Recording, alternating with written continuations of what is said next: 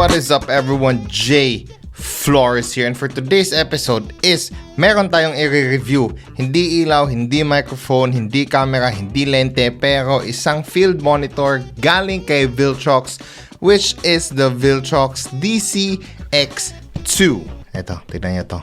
Isa lang masasabi ko before the video starts or before we go on, sobrang sulit talaga ang laman ng box na to. Trust me on this one. So first things first, what we're gonna do is of course, i-unbox natin and I'm gonna show you what comes inside the box. Trust me when I say this, wala ka nang kakailanganin pang iba.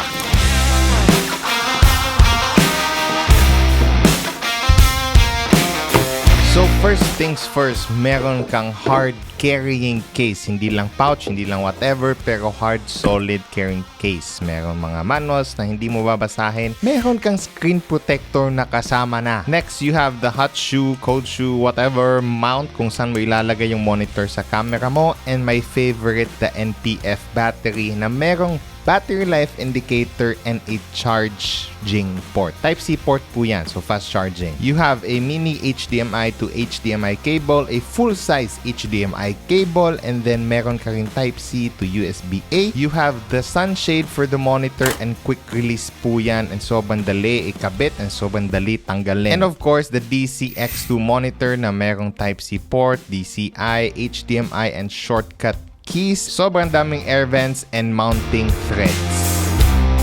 Now, tapos na tayo sa unboxing. Kwento ko lang ang build quality. Kwento? Ano to? Chika-chika lang. I'm just gonna share to you the build quality of the Viltrox DC X2. Viltrox is somewhat known na rin for their lenses. Budget-friendly, budget option lenses, pero the quality is really good. So for the build quality of this monitor, it is made out of aluminum, not just hard plastic, pero very rigid or rigged yung design niya. It has a 6-inch touchscreen screen. Yeah, yun. Which for me, I think 5 inches to 6 inches is just the sweet spot for a field monitor compared to the 7 to 9 inches na sobrang laki lang. Especially when you're like me, if you're using an APS-C camera, specifically the Sony a6700, I think this is just the most proportion size siguro for this camera. And one of the highlights then for this monitor is meron kang mga function or shortcut keys which you can customize para hindi ka na palikot-likot pa sa monitor itself. Screw holes are all over the place, side, bottom, well I think wala sa top, so you can freely mount this via landscape or portrait. You have multiple ways of powering this monitor, be it NPF, be it DCI, and my favorite, you can also power this through USB-C port. If meron yung camera mo, if you have an FX6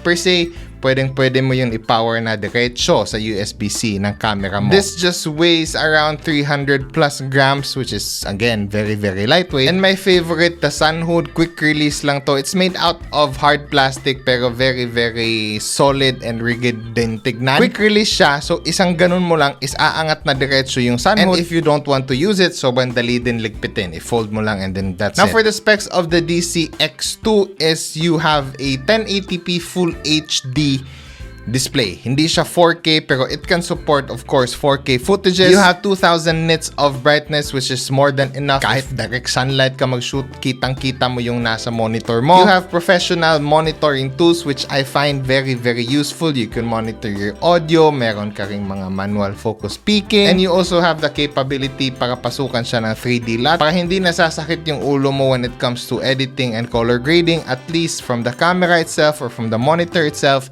nakikita mo na yung output mo talaga. It has an IPS display for true colors and of course, mawawiden yung viewing angle mo. 60 Hz of refresh rate, 8-bit color depth, and meron din siyang professional color gamut coverage. So those are the top features of the Viltrox DC X2. Hindi ko na sinama yung mga konting details and whatnot kasi eto for me is the most useful features lang talaga, kaya yun yung showcase ko sa inyo. And now for that conclusion, would I recommend this one at the price of around 200, magkano ba yun? $214 pala. So that's around 10,000 pesos.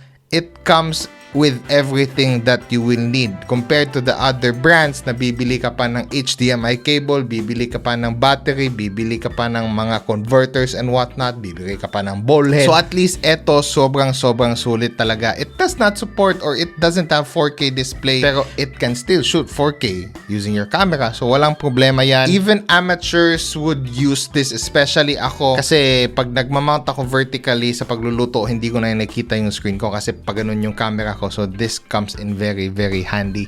And of course, you want the details to be as sharp as possible. So very useful yung mga focus peaking niya and whatnot. Viltrox is a very trusted brand. Yung dalawang lente ko ngayon is Viltrox and I've used their products kahit sponsored man or hindi. I could recommend them big time. So that is it for today's episode, everyone. If you like this one, don't forget to like, share, comment, subscribe. And if you are interested on getting one, the link will be down in the description box. That's it. God bless.